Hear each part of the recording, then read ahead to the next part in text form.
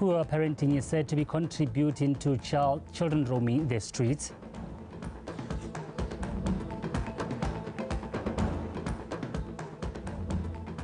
The Mets booked a place at Women's Africa Cup of Nations in Morocco.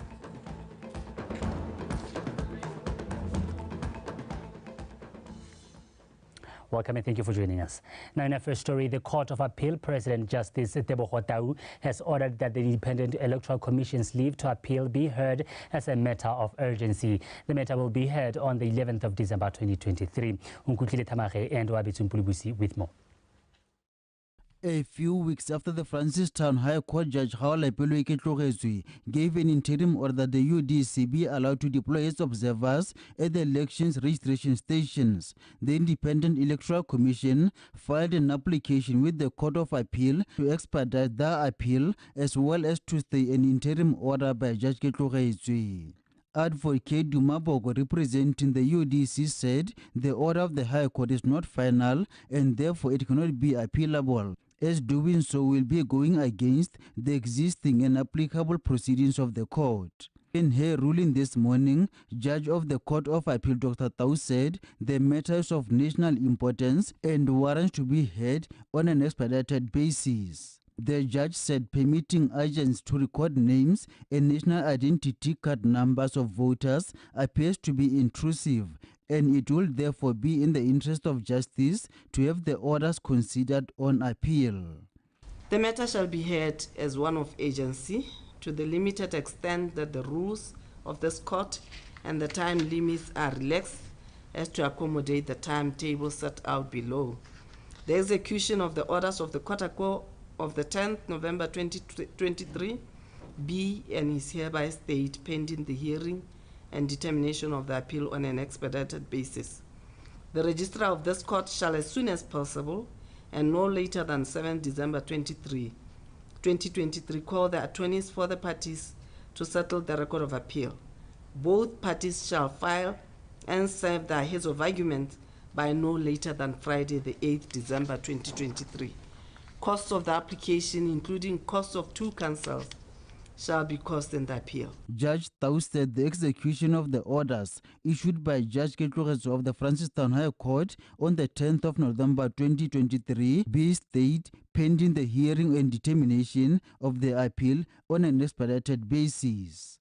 Unkutlile Tamare, BTV News, Gaborone. Competition and Consumer Authority (CCA) has removed a number of market barriers, which makes it difficult for new enterprises to penetrate the market and thrive, specifically in the oil sector.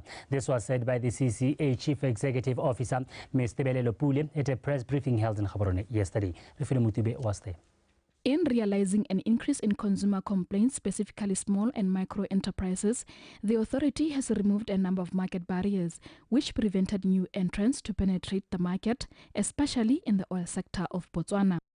We adopted a 5-year strategic plan. We are on the 3rd year, and we also have annual performance plans. CCA has a robust stakeholder engagement plan to educate consumers about their rights and responsibilities. And this is done solely to ensure that consumers play their role in developing fair markets. To continue sharing its impact, its role, operational progress across the business on this day annually, and demonstrate the impact of its work in building fair markets.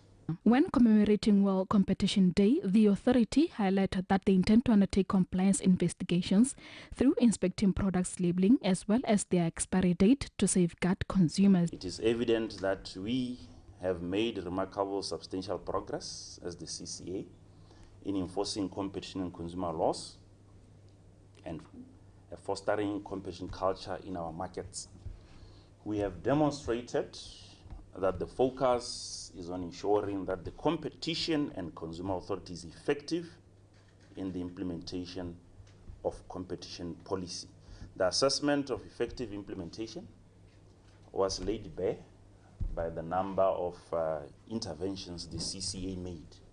In relation to statistics given by the authority, across 12 districts covered in Botswana, a total of 510 businesses were inspected by the year 2022-2023, and only 74% of businesses showed compliance. Refile Mutube, BTV News, Gaborone. Lobatse Town Mayor Mr. Jomo Dithebe says his council continues to ensure that the bulk of the school feeding budget benefits from the district's local economy, with 4 million pula already spent on primary school feeding program from a business in Lobatse. The mayor revealed that the school feeding program has made 96% of its purchase from Lobatse-based businesses, except for procurement of peanut butter, jam and cooking oil. Pale Puduhudu with more. Lobatse Town Mayor has revealed that the school feeding program has made 96% of its purchases from the local businesses in Lobatse, while only 197,000 pula, which is 4%, was spent on companies outside Lobatse. Let me urge you, therefore, to encourage our people to get into processing of jam, peanut butter, and cooking oil, so that we complete the localize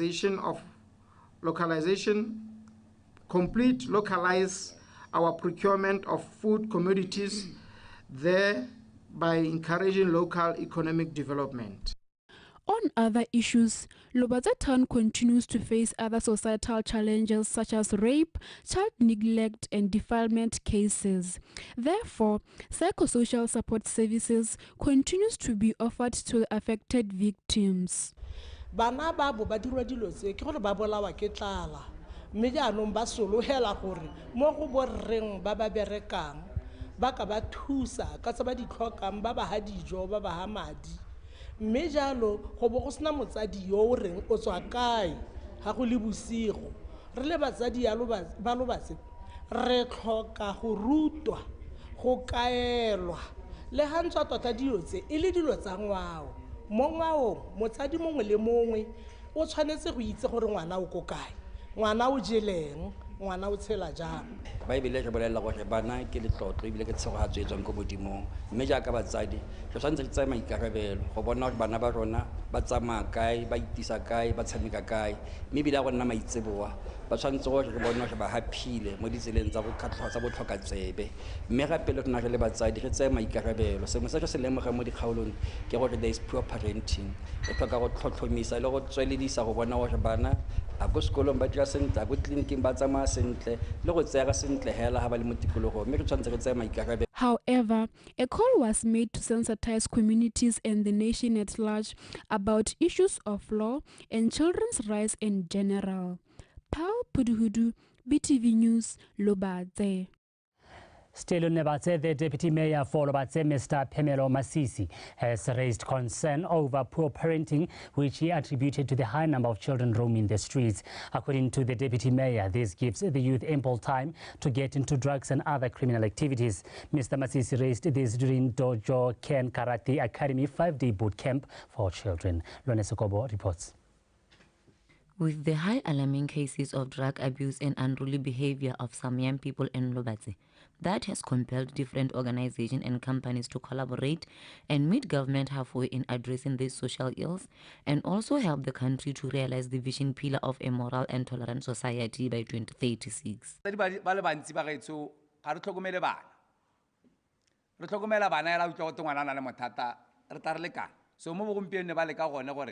Re le go ba guide re baage ba santse ba lekana ka go tele re le jwa le sale metsi mabaka ile gone gore ba rutele ruri ba tle ba khona gore le ha ba gola ba rute ba bangwe go godise re ntse bana mo diemong tse gompieno re wetseng ke suru ka tsona ka litse gore bana ba gompieno tota ba golo go tlhakatlhakane ka bone. Ngwana o godiswa ke community re tshwantse re tshwaragane kgodiso ya ngwana. International Child Development Program re le kopile ka mabaka a ha re lemoga gore re na le mathata a parenting mo motseng wa rona wa Lobatse. Re lemoga jang go na re gore re na le maphata a parenting. Currently ha ke bua lona ka dipalo tse re na le tsone mo kgweding ya November, ka gore re na le unity mo social work e bidiwang case work management, ke gona ha re dilang le dikgang tsa di family re dila le dikgang tsa bo adoption, re dila le dikgang tsa child abuse, la di bona dikgang tseo tsa malapa ka go harologana ga tsone. Re na le di-cases tse 86 cases, mme mo 86 o tse 67 ke tse di amanang le bana. The well-being of a society was emphasized as key for the country to reach its full potential, as it gives nations the opportunity of exploring their talents and skills to shape the future. Life skills. But from there, one thing, who excel only in one side. Excel karate, high excel school, high excel in other areas of life. For example, decision making. This is what I want for myself. And we want children who can make decisions.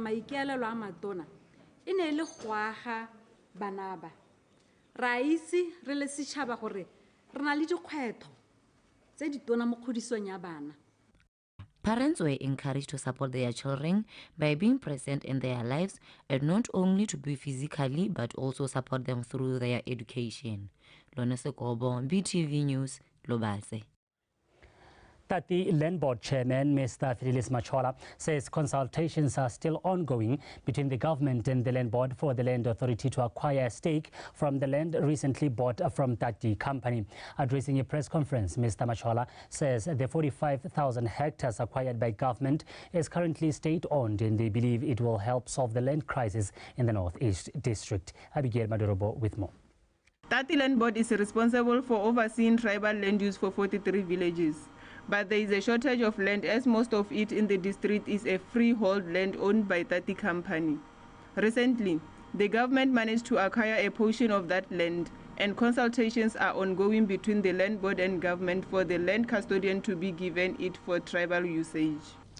We know Northeast has played a crucial role in making government consider buying such type of land. But because the plight of land shortage in the Northeast is known by government, we are proud that we are instrumental as a district for government to have purchased that land. But as of now, it is still with the government. It is still state land. I think as time goes on, we need to give people an opportunity. They will see the need of the district and see how that could be apportioned or what can be given to Northeast. Consultations are still on. But we are hopeful as a district that we will get some stake on that. The Land Board Chairman also updated on issues of land allocations for residential farming, among others. The board was able to allocate residential plots before such land was registered in the land information system, because the system had not started being enforced. And we managed to allocate 6,082 plots out of a target of 6,511, which aggregates to 93% of the planned target. That was our stake to the 100,000 plots as declared by the President. Northeast District residents were urged to apply for secure land title in higher numbers. Abigail Madorobo, BTV News, Masunga.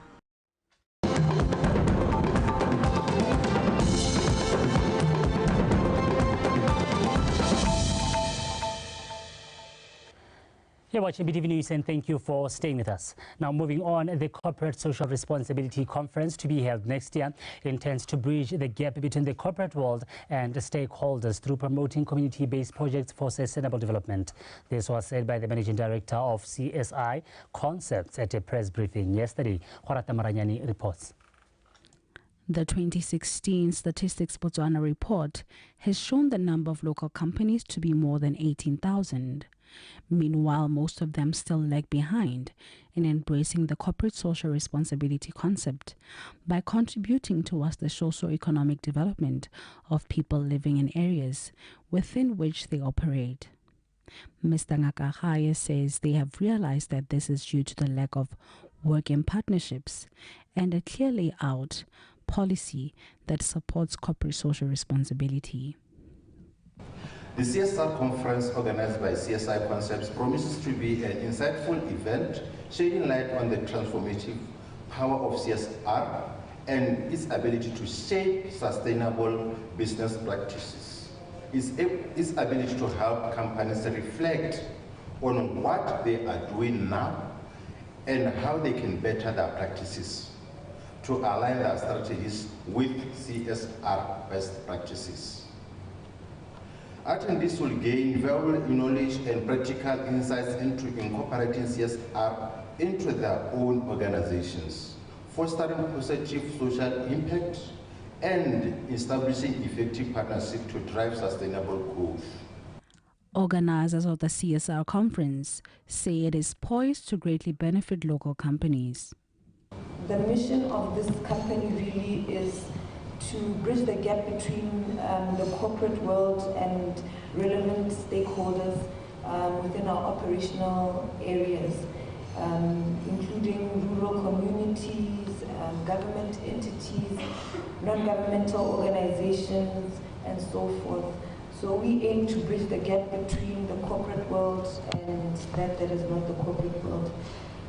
The CSR conference is slated for the 22nd of February next year in Gaborone.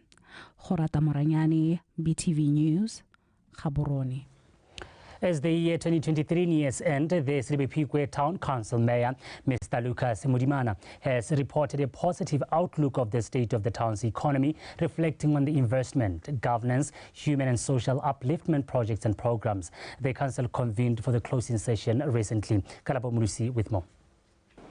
In line with the Silibepikwe Town Council Economic Revitalization and Diversification Strategy, over 5,000 jobs have been created from the 2,956 projects financed by Silibepikwe Cedar branch at the cost of over 350 million pula in the Spedio region. Other high economic impact projects have also emerged in the area. Notable initiatives include the Silibepikwe Citrus project, which reflects a commitment to advancing the lives of our people in our town. To date, the project has 288 employees and is expected to employ 1,500 people when fully operational. The first harvest is expected in February 2024. Let us move forward with optimism as this project unfolds. The launch of the Smart Bots digital connectivity and transformation was also highlighted as a significant progress in developing the town into a manufacturing and industries hub, among other thematic areas. The first company is currently working on the licensing of the steel plant factory, from which production will follow thereafter. This is a 40 million investment with a potential to create 120 jobs when fully operational. Currently, the project employs 50 BOTSWANA. Honorable Councillors, the BCL Hospital is now under the new ownership of a citizen-owned company. The hospital is operational at an investment value of 30 million. Currently, the project has 27 employees with a potential to increase to 65 when fully operational. Notwithstanding the challenges, the mayor emphasized that Silibepikwe epitomizes a resilient town pivoted by the strength of a collaborative effort and valuable input of the private sector, the community and government departments. Karabo Mulusi, BTV News, Silibepikwe. The government has demonstrated consistency in the implementation of the rural development programs. This was evidenced by the construction and successful handing over of the Khotla shelter worth over 350,000 pula in Mokokwana village. The Assistant Minister of Local Government and Rural Development, Mr. Satabelo Modukanele, officially opened the shelter. Karabo Mulusi continues. The project, which was budgeted for the financial year 2019-2020, constructed through the Community Constituency Project Program, is a result of resilience, self-sufficiency and foresight possessed by the residents of Mokokwana in partnership with their council. The project survived the challenges of COVID-19 and delays caused by the first company which was appointed for construction. Its completion brought happiness in the hearts of the residents and the local leadership. Iberekile tiro ele bana ba go tswa go palape ka manong toto a rile ka iketo ye rile la na go letsatsi o no se ka utlwa ba thotholola letsatsi ka go wa na ba bua go le media ke ne ke re ke lebogele seng lobo kile a le dirisiwe a kgosi a tshabele letsatsi mo teng jaaka a bona go balwa lekwalo a batho ba mokokwana le dirisa lobo le dirisiwe sentle re solana gore mmala wa lona o mosweu o tswelele o kganye jaaka ga re o bona re le lehendele. Mokokwana community now has a modern, spacious Khotla shelter where they can convene meetings and welcome visitors.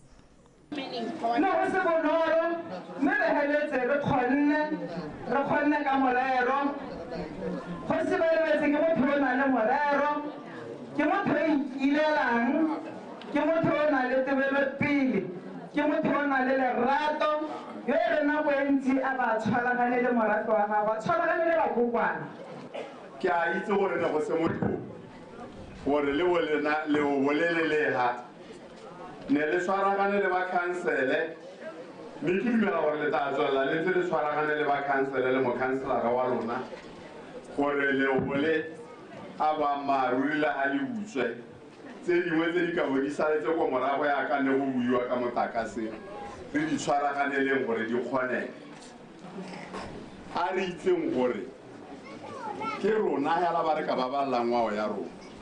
Moreover, with availability of a Khotla shelter, the local leadership has adequate working space to assist the community, including neighboring villages such as Mosweu. Karabo Mulusi, BTV News, Mokokwana. Well, that is the news this hour. Do stay with us. Liza Osakeng on standby to take you through the world of sport.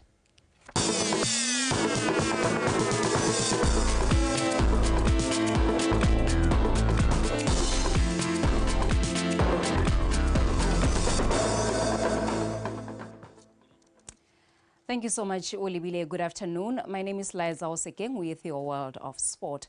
And we're starting off with football news. The women's national football team, the Maize, have qualified for the Women Africa Cup of Nations after beating Kenya by a solitary goal in the second leg of the qualifying games at the National Stadium yesterday. This is the second time the Maize qualify for the tournament, which will be held in Morocco next year after finishing in the quarterfinals in last year's edition. Kagiso Molelekwa and Buitatelo Moaloleng compiled the following report. The Maize went into the encounter holding a slight edge after settling for a 1-1 draw away to Harambee Starlets last week, where Kitunzi Itebe scored the all-important away goal. This afternoon, it was a chance for the Maize to once again to go into the country history books as they only needed a scoreless draw to ensure their path to AFCON 2024. However, both sides went out for the win but could not trouble the net in the first half. In the second half, Kenya had a golden opportunity to take the lead and put pressure on the home side after the referee awarded them a penalty in the 54th minute following a handball violation by Ndondi Matlasela. Goalkeeper Silembo Seja once again came to the rescue for the Maize as she saved Cynthia Masungu's spot kick to keep the Maize in the match. This seemed a spare on Alex Maleta's ladies, and Itebe combined well with Tolakele to hit the back of the net to lift the spirit of the fans at the National Stadium. Despite the pressure from the visitors, it was not enough as the Maize held on for a crucial 1-0 win, ensuring a path into their second appearance at the Women Africa Cup of Nations tournament. Because I was expecting us to go through, you know. Even when they had a penalty, I was saying this one is ours. Yeah, because we do a lot of preparation. If we were so unfortunate and we had to go to penalties, they were never going to score any penalty. We knew where every kicker is going to kick. So when it was a penalty, we said, oh, it's number 4. She's going medium right. And we had no problem. We had that information. And preparation, it helps you to be calm. We knew anything can happen. The penalty, we've worked on penalties at training, so we know when it comes to African football, they'll just give a penalty any day, any time. So we were prepared for that. We went there the first time. We can do it over and over again. Botswana Football Association now have a huge task on their hands of preparing for a Grenadier tournament next year in Morocco, looking to improve their quarter-final finish at last year's showpiece. Kariso Molelekwa, BTV Sport, Gaborone. Meanwhile, Botswana Football Association leadership says qualifying for WAFCON for the second time in a row is a sign that investing in women's football is starting to bear fruit. According to BFA President Matlin Letswiti, the association will now need to step up their game to help the team prepare for the upcoming tournament by engaging with various stakeholders. We could do much better if we had the funding to prepare the team to go and play at the AFCON. And I can tell you we'll go right through to the final with the necessary funding. We can't just say we don't have money. We have to go into the market and get the money, especially with the girls that can give sponsors a lot of exposure by going to AFCON. I always say to people, if we want to qualify for the World Cup, we have to invest in women's football. And this is a typical example. First of all, congratulations to the Mets. They've sacrificed, they've worked so hard to get here, and I'm so excited. On the ground, they are showing Maduas on. So now we have a lot of work to do. Now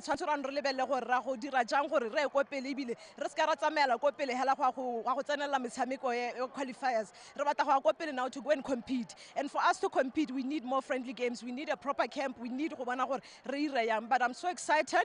We are so happy to support women football, and that shows growth in Botswana, and I'm so excited. I'm happy for the team. And finally, Botswana netball national teams finished in 4th place at the Africa Netball Cup held at the UB Indoor Arena. The men's team was thrashed 46-27 by Kenya in the bronze medal match last night, while the ladies' side was ousted 53-44 by Zimbabwe. The men's national side were the first to hit court as they went in search of their first win at this continental tournament. However, they had to be at their best against Kenya as they battled for bronze medal. Kenya got off to a hot hand, taking a 11-9 lead at the end of the first quarter. The home side tried to claw back into the match, but Kenya kept on answering with numerous goals in the second quarter to maintain a decent lead going into a halftime break. In the second half, Kenya was the more consistent team, scoring 26 more goals, while Boipelo Makwazi's men could only muster 12 goals, which gave Kenya a 46-27 victory to finish third with the bronze medal. The local ladies, who lost to Namibia in the previous encounter, locked horns with Zimbabwe, looking to wrap up the tournament on high. It was the visiting team which took the early initiative, controlling the match in the opening quarter. By the end of the half, it was Zimbabwe ladies who had a healthy 27-19 lead going into recess.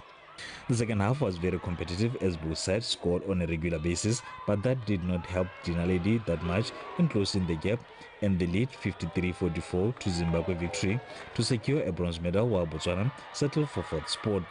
In the ladies' 5th place playoff, Kenya dominated Eswatini 46-27.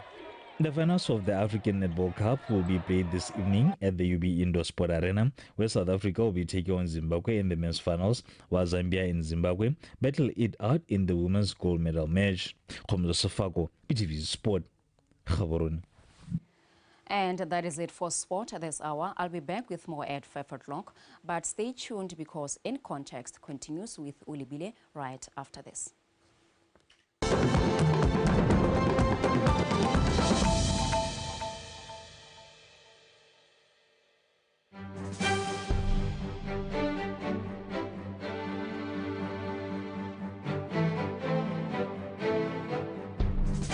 Today marks yet another critical milestone in the development of the energy sector as we witness the signing or the execution of a power purchase agreement between Botswana Power Corporation and Skaname Proprietary Limited for a 6-megawatt coal-bed methane proof of concept pilot project.